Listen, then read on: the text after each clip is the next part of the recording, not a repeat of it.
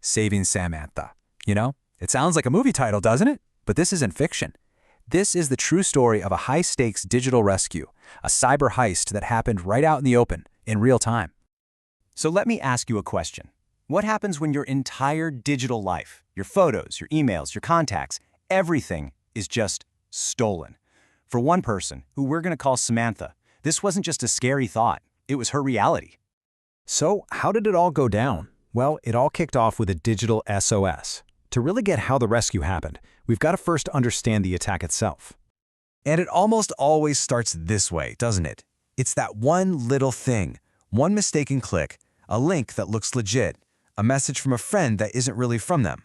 All it takes is a single moment of distraction, and the bad guys are in. Next, you get that notification that just makes your stomach drop. That email alert saying, "New login from an unrecognized device." At first, you might brush it off, but then another one comes, and then another, and that little worry starts to snowball into pure panic. So you scramble, right? You run to your computer to try and change your password, but it's already too late. The password's been changed. The recovery email also changed. The phone number on the account? Gone. And just like that, you are completely locked out of your own life. What Samantha went through, it actually has a name. It's called an account takeover. And the definition sounds pretty clinical, but the reality is anything but. It's chaos, because it's not just about you losing access, it's about someone else having it, impersonating you, maybe stealing from you, and just wrecking your reputation. But here's the thing. Samantha's story doesn't end there in disaster. Because at the very same time the attacker was taking control, a completely different kind of force was starting to gather. An alert goes out to the Cyber Midnight Club. I know, it sounds like something straight out of a cyberpunk novel, right? But this is a very real group of cybersecurity professionals. And when they heard what was happening, they didn't just offer thoughts and prayers. They took action. And we're not talking about just any experts here. We're talking about white hat hackers. So forget that image of a shadowy figure in a hoodie. White hats are the good guys. They are the digital cavalry. They use their skills to fix things, not break them. And how they did it was incredible. It all happened right in public. The alert went up on social media, and almost instantly, a Twitter space was launched. This thing became a live digital command center, totally open for anyone to listen in as these experts started brainstorming a rescue plan. Okay, so the team is gathered. The mission is a go. And this is where the real fight began. This wasn't just about defense anymore. It was about going on offense to get back what was stolen. Really, it's a classic tale of two types of hackers. You've got the black hats, the villains whose goal is just to exploit and cause harm. And then you have the white hats, our heroes, driven by ethics to protect and restore. This was good versus evil, just fought with lines of code.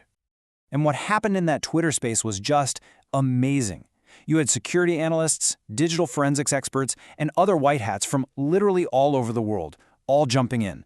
They were sharing knowledge, analyzing what the attacker was doing, and building a plan together step by step.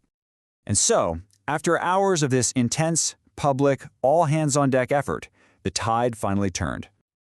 3 hours and 1 minute. That's the exact length of the live recording that documented this whole thing. For just over 3 hours, this community worked relentlessly. And when you think about it, that is an incredibly short amount of time to unravel a complex attack and wrestle back control. It just shows the insane power of collaboration. And they did it. They actually found a flaw in the attacker's own process. They worked with Samantha, regained access to one of her key accounts, reset everything, and slammed the digital door shut. The threat was neutralized. The house was secure again. So look, this is a fantastic story, but it's also a huge lesson.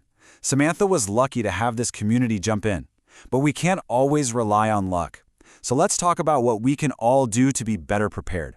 Let's talk about your digital armor. This right here, this is your checklist. And it's not complicated, but it is absolutely vital. Use strong, unique passwords for every single account. That's your first line of defense.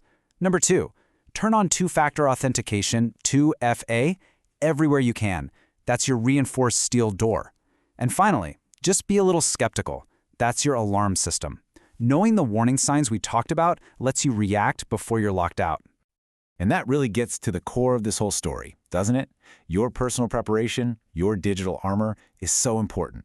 But the story of saving Samantha proves that sometimes the ultimate safety net is community. It's people willing to help when things go sideways. So I'll leave you with this question to think about. We all spend so much time and energy trying to fortify our own digital walls, but maybe, just maybe, the key to real security isn't just about building higher fences, but about building stronger bridges to the people who can help us when we need it most.